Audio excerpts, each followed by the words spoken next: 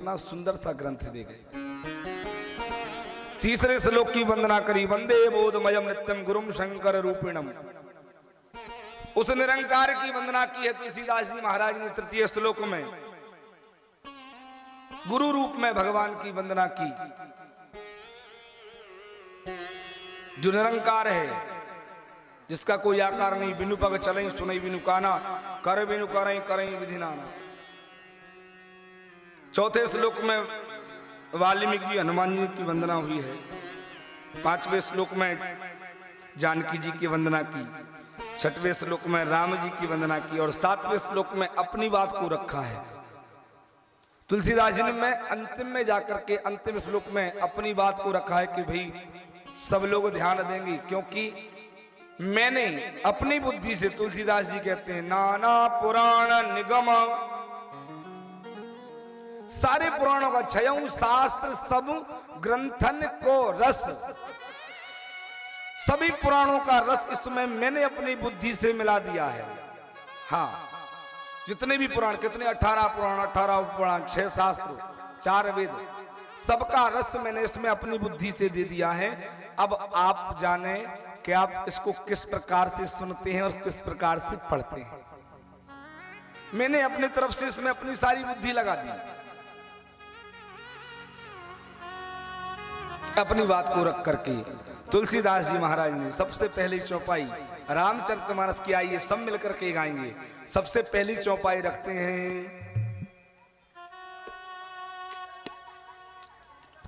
गुरु के ऊपर से वंदना की।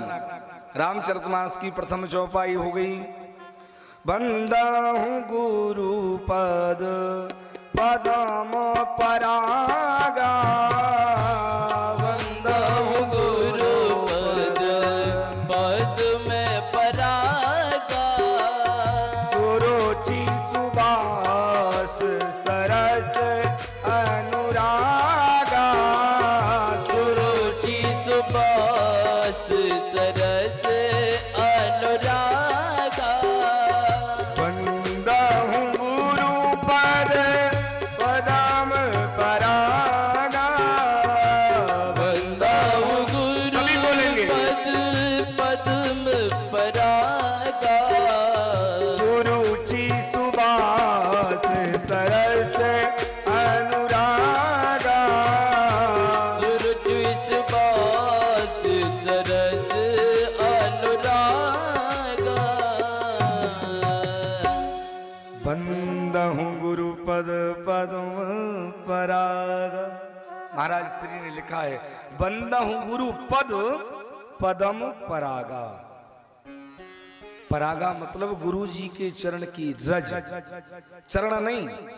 बंदा हूं गुरु पद पदम परागा, चरणों की रज।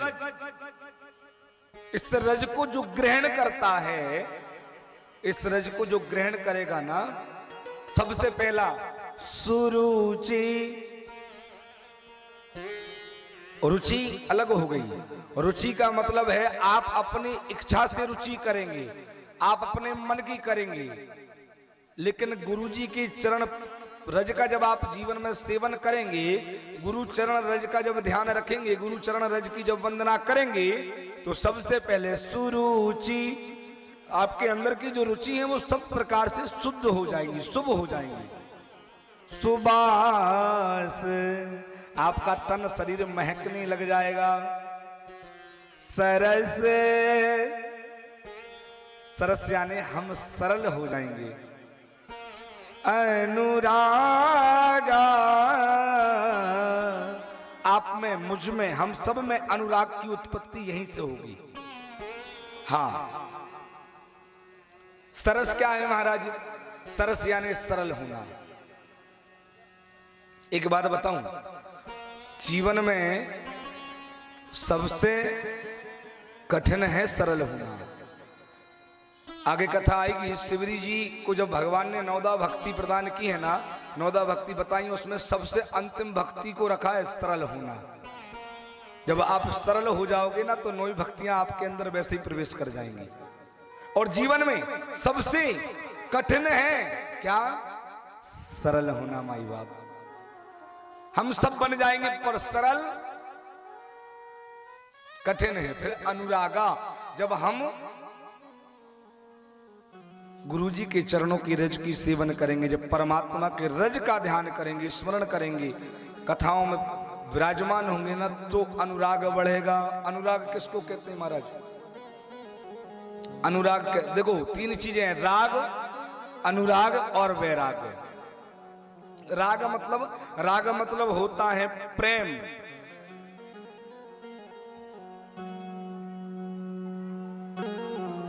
राग मतलब प्रेम। और ये प्रेम शुरू कहां से होता है? ये प्रेम शुरू होता है परिवार से। जब तक हमारे अंदर प्रेम नहीं होगा, प्रेम परिवार से शुरू होगा। आपका प्रेम आपकी पत्नी से, आपके बच्चों से, आपके भाई से, आपके मां से, आपके बाप से प्रारंभ होगा। आपको जब संसार में किसी के दोस्त दिखेंगे ही नहीं, माताएं बहनें, आपका प्रेम आपके सास ससुर पतिदेव बच्चे ननन, आपकी भाभी देवर जेठानी, इनसे जब आपका प्रेम शुरू होगा ना, तो आपको जिस दिन आपको संसार में किसी में दोस्त दिखेंगे ही नहीं, पूरा संसार आपके सामने निर्दोषी दिखेगा,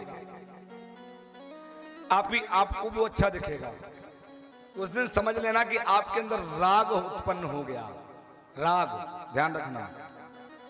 आपकी जेठानी आपको ताने मार के चली जाए, उसके बाद भी आपकी जेठानी आपको, आपकी नजर में आपकी जेठानी अपनी बहन समान दिखे, उस दिन समझ लेना कि प्रभु कृपा हुई है, राग उत्पन्न हो गया है आपके शरीर में।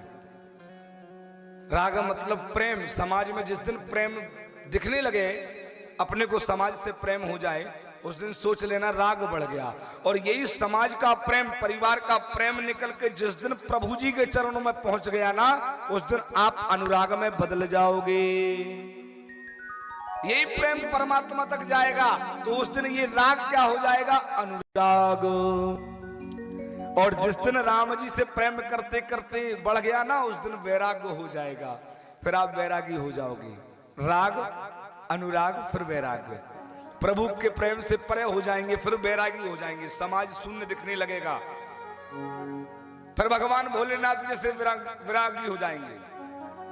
भगवान भोलेनाथ कहते हैं ना पार्वती से, हाँ, कि ये संसार मुझे शून्य दिखता है, स्वप्न दिखता है। क्यों? क्योंकि वो रात दिन उनके ध्यान में लगे हैं। वो भगवान के अनुराग से निकल के वैराग्य में पहुंच गए हैं।